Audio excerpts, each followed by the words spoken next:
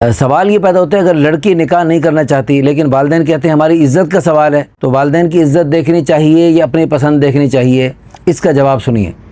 عموماً یہ سوال سامنے آتا ہے کہ شادی میں اپنی پسند دیکھی جائے یا والدین کی پسند دیکھی جائے۔ اللہ پاک نے ہر بندے کی مختلف پسند بنائی، پسند اپنی اپنی، اور اللہ تعالیٰ نے قرآن کریم میں بھی ارشاد فرمایا فَانْكِحُوا مَا طَابَ لَكُم مِّنَ النِّسَاءِ، یعنی ان عورتوں سے شادی کرو جو تمہیں اچھی لگتی ہوں، جو تمہیں پسند ہو۔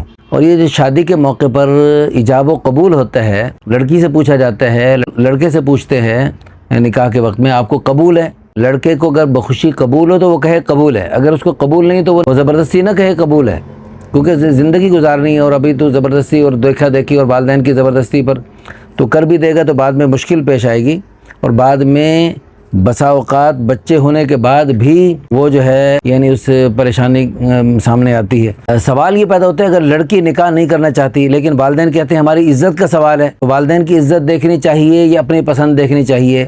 اس کا جواب سنیے۔ واضح رہے جس طرح اولاد کے ذمہ والدین کی مرضی اور خواہش کی رعایت رکھنا لازم ہے، اسی طرح والدین کی بھی ذمہ داری ہے کہ اولاد کی نکاح کے وقت میں اولاد کی پسند کا بھرپور خیال کریں اور ان سے ان کی رائے معلوم کریں۔ اگر انہیں وہ رشتہ پسند نہ ہو تو شرعاً والدین کو یہ حق حاصل نہیں ہے کہ وہ انہیں کسی ایسی جگہ پر نکاح پر مجبور کریں جو انہیں ناپسند ہو، خاص طور پر جب کہ ناپسندیدگی کسی شرعی وجہ کی بنا پر ہو۔ نیز اگر بالغ اولاد کی رضامندی کے بغیر نکاح کر بھی دیا گیا اور لڑکے یا لڑکی نے قبول نہیں کیا تو وہ ان کی اجازت پر موقوف رہے گا، بغیر ان کی اجازت کے نکاح نافذ ہی نہیں ہوگا۔ اس لیے مذکورہ صورت میں آپ کے والدین کا آپ پر اس رشتے کے حوالے سے زبردستی کرنا شرعاً درست نہیں ہے، بالکل نہیں۔ تاہم عموماً پسند کی شادی میں وقتی جذبات محرک بنتے ہیں۔ جو پسند کی شادی ہوتی ہے نا، جو لڑکا لڑکی ایک دوسرے کو پسند کر رہے ہوتے ہیں، وہ وقتی جذبات ہوتے ہیں۔ وقت کے ساتھ ساتھ ان جذبات اور پسندیدگی میں کمی آنے لگتی ہے اور نتیجتاً ایسی شادیاں ناکام ہو جاتی ہیں، اور والدین چونکہ تجربہ کار ہوتے ہیں اور سمجھدار ہوتے ہیں اور اللہ پاک نے ان کو صلاحیت زیادہ دی ہوتی ہے آپ سے، تو اس لیے والدین کے جو فیصلہ ہے اس کا احترام کرنے میں اولاد کا زیادہ بہتری ہوتی ہے۔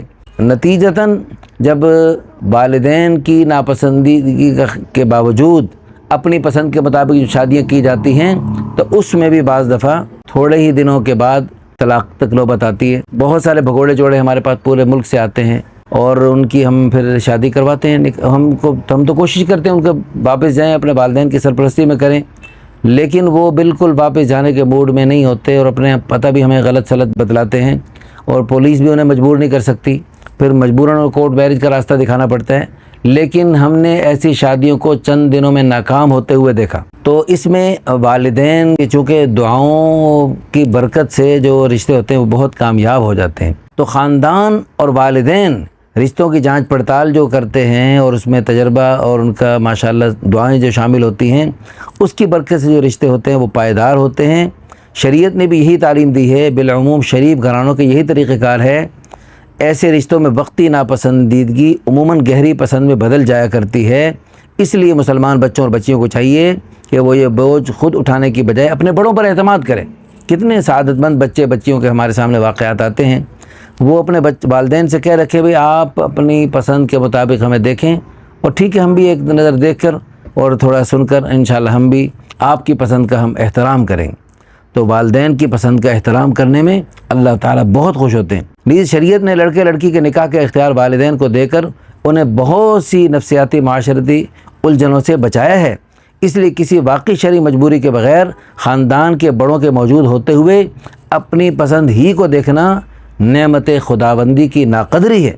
ہمارے پاس 20 سال سے نکاح آسان تحریک اور رشتوں کی میچنگ کے تجربے کی روشنی میں بہت سارے لوگ جو بیچارے جن کے والدین نہیں ہوتے، سرپرست نہیں ہوتے، اور وہ اپنی طور پہ جب رشتے دیکھ رہے ہوتے ہیں تو انہیں بہت مشکل محسوس ہو رہی ہوتی ہے اور بہت مشقت محسوس کر رہے ہوتے ہیں، اور وہ بہت حسرت کر رہے کاش کہ ہمارے بڑے ہوتے بزرگ ہوتے، وہ ہمارے ساتھ سرپرستی میں ہمیں اتنی مشقت نہ کرنی پڑتی، ایسے پاپڑ نہ بیلنے پڑتے۔ تو اس لیے اللہ کی اس نعمت کی ناقدری نہ کریں۔ اگر اس رشتے میں کوئی شرعی اور اخلاقی قباحت نہیں ہے تو والدین کی پسند کو ملحوظ رکھنا بہتر ہے، اور اس میں عقل مندی کا تقاضا ہے۔ اللہ تعالی ہم سب کو دین کی سمجھ نصیب فرمائے، اور اس میں عربی کے ہمارے پاس دلائل بھی ہیں کہ اولاد پر زبردستی کرنا بھی بہتر نہیں ہے، اور اولاد کو بھی والدین کی سرپرستی قبول کرنا اس میں زیادہ بہتر اور خیر ہوتی ہے۔